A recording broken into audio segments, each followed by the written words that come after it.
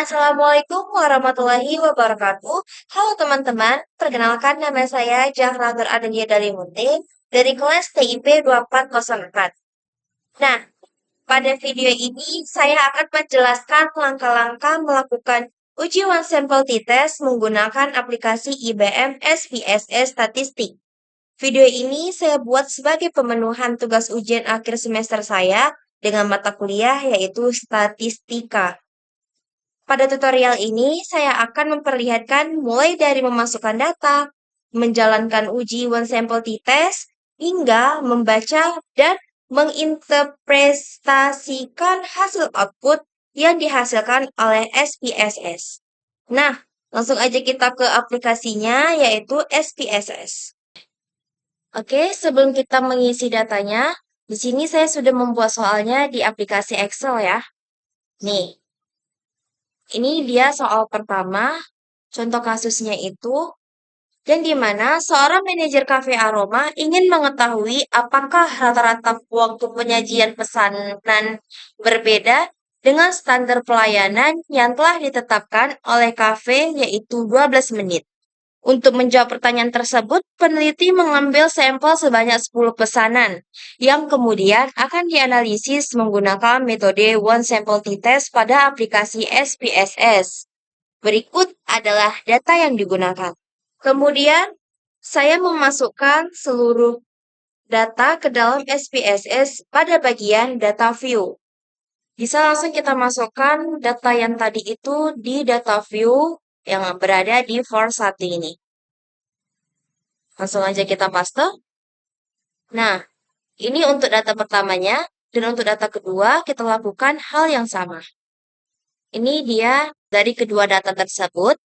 Selanjutnya kita ke variable view, yang dimana name satunya ini kita ganti menjadi X, dan yang kedua ini kita ganti menjadi Y.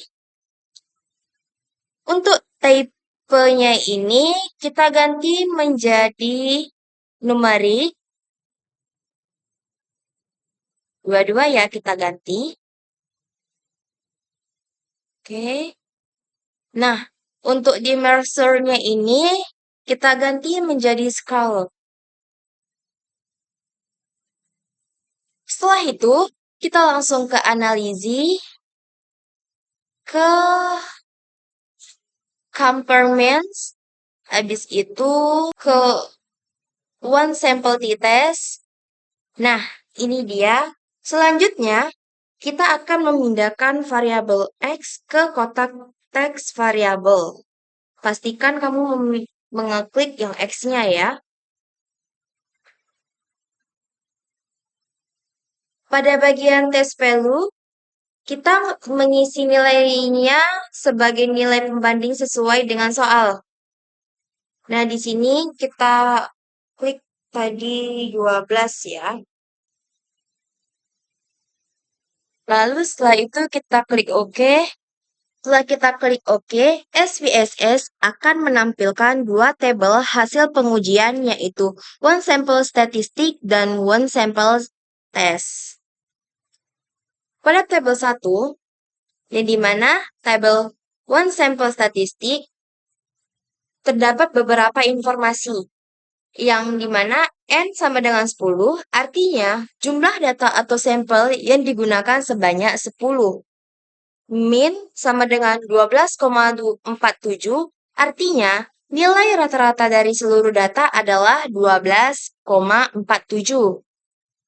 Standard deviation-nya ini ada 0,558, menunjukkan seberapa besar penyebaran data dari nilai rata-ratanya.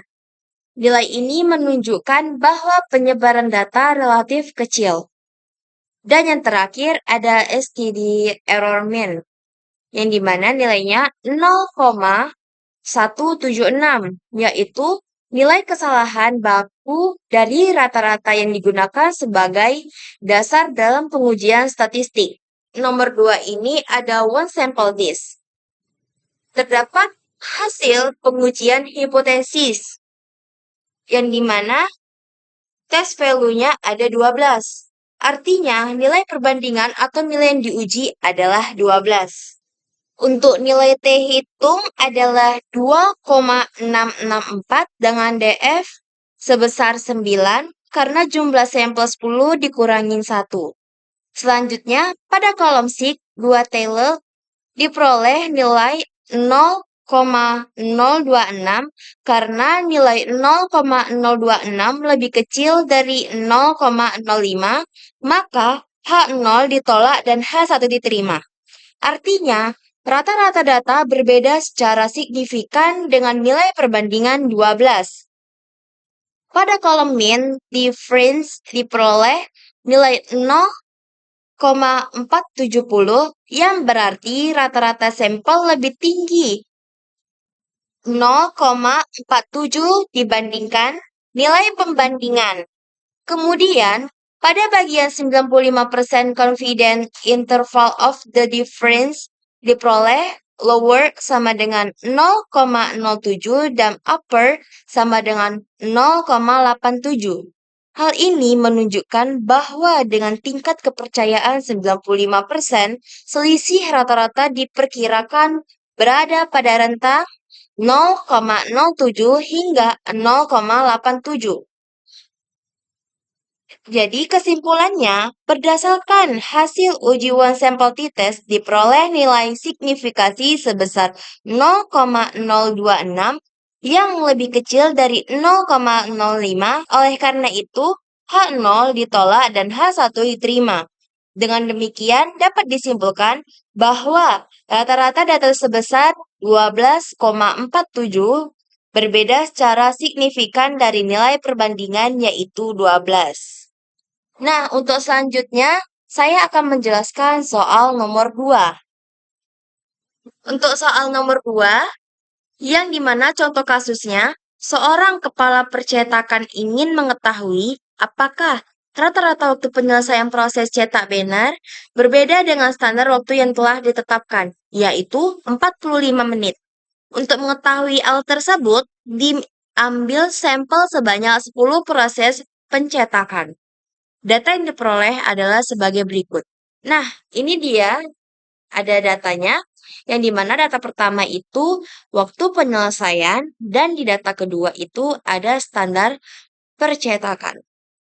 Untuk langkah selanjutnya, itu sama seperti di soal nomor 1, yang dimana untuk kedua data ini kita copy dulu, lalu kita masukkan ke aplikasi SPSS-nya. Di sini saya sudah mempaste soal yang ada di Excel tadi. Ini dia kedua datanya.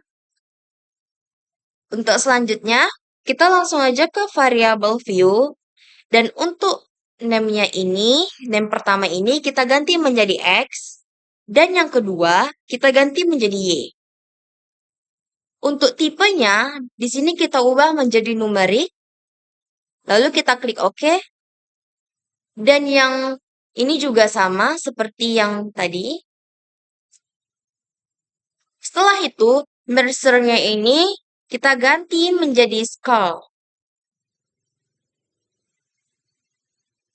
Setelah yang di variable view sudah kita ganti, langsung aja kita ke analizinya. Di sini kita klik yang compare means sama seperti soal pertama. Selanjutnya ke one sample t-test. Nah, setelah itu X-nya ini kita masukkan ke dalam text variable. Lalu test value-nya ini kita isi sebesar 45. Setelah itu langsung kita klik OK. Yang pertama saya akan menjelaskan tabel one sample statistis.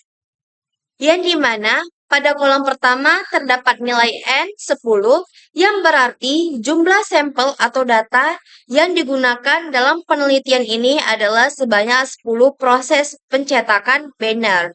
Selanjutnya, pada kolom min diperoleh nilai sebesar 45,41.